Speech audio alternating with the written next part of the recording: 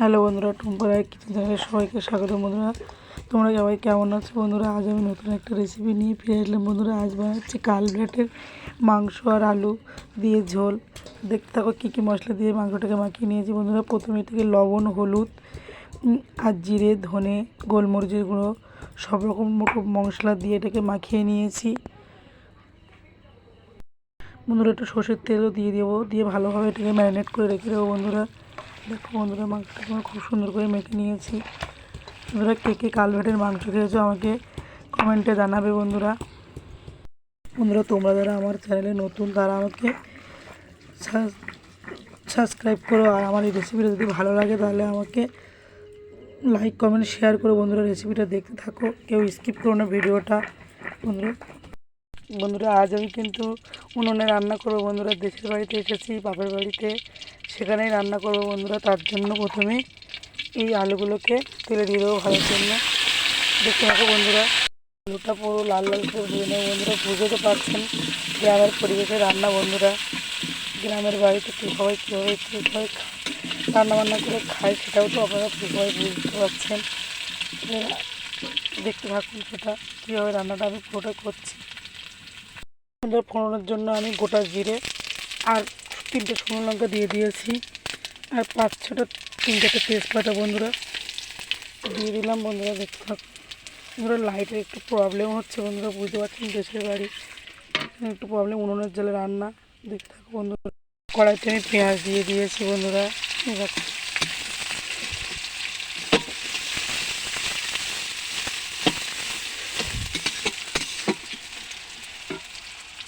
আমার লাল লাল করে ভেজা হয়ে গেছে। বন্ধুরা, সম্পূর্ণ গ্রাম্য পদ্ধতিতে আমি রান্নাটা করছি। বন্ধুরা, এটা হচ্ছে রসুন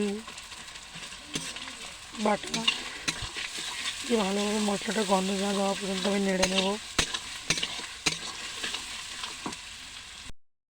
বন্ধুরা, মশলার গন্ধটা চলে গেছে, এবার আমি আদা দিয়ে দিয়েছি। বন্ধুরা,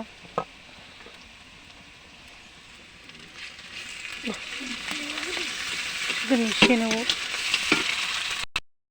কুচে রাখা একটা টমেটো দিয়ে দিয়েছি, আর একটু সামান্য চিনিও দিয়ে দিলাম বন্ধুরা কালারের জন্য। বন্ধুরা, একটু সামান্য জলও দিয়ে দিয়েছিলাম, মশলাটা ভালোভাবে মিশিয়ে নেব। বন্ধুরা, বুঝতে তো পারছো গ্রামে রান্না খুবই অসুবিধা, উনুন খুবই জ্বলছে, গ্যাসে রান্না করে করে অভ্যাস হয়ে গেছে, তো একটু অসুবিধা হচ্ছে। দেখতে থাকো বন্ধুরা। আমি ম্যারিনেট করার সময় আমি মশলা দিয়েছি, তবু আরেকটু জিরের গুঁড়ো এখানে দিয়ে দেবো। বন্ধুরা, দেখতে থাকুন, এটাও ভালোভাবে মিশিয়ে একসাথে মিশিয়ে নেব।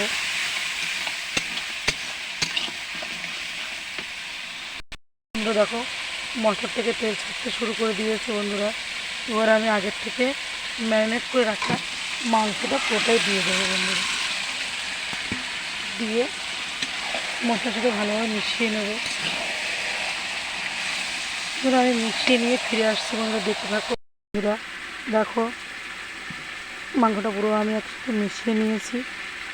বন্ধুরা, আমার মাদের বাপের বাড়িতে এসেছে, এটা বাপের বাড়ি, মাদের নতুন রান্নাঘর বাঁধা হয়েছে, তবু তারপরেও আমি এই ঘরটা আমার এখনও ভাঙা হয়নি, নতুন রান্নাঘরটা এখনও যাওয়া হয়নি। বন্ধুরা, এই জন্য এখানে এই ভাঙা ঘরের মধ্যে খুব কষ্ট করি।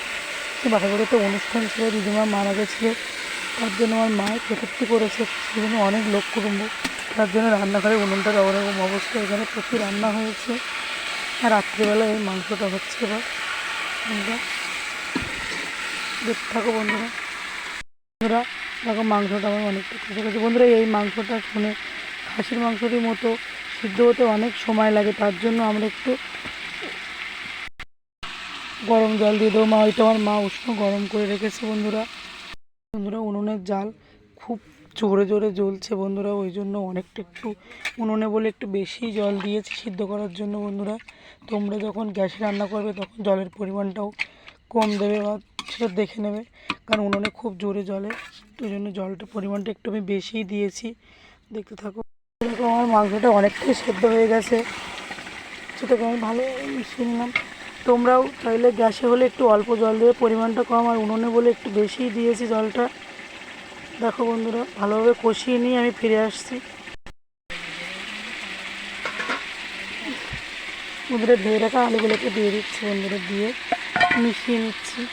বন্ধুরা দেখো খুব সুন্দর মাংসটা কষানো হয়েছে।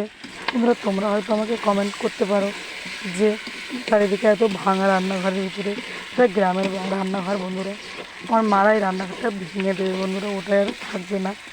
একটা অনুষ্ঠান ছিল বলে রান্নাঘরের অবস্থাটা এরকম হয়ে গেছে বন্ধুরা। এবার আমি একটু পরিমাণ মতো জল, উষ্ণ গরম জল দিয়ে দেবো বন্ধুরা, দেখতে থাকো বন্ধুরা। আমি এবার শাহি গরম মশলা দিয়ে নামিয়ে নেবো বন্ধুরা, দেখতে থাকো, নামানোর পরে ফিরে আসছি।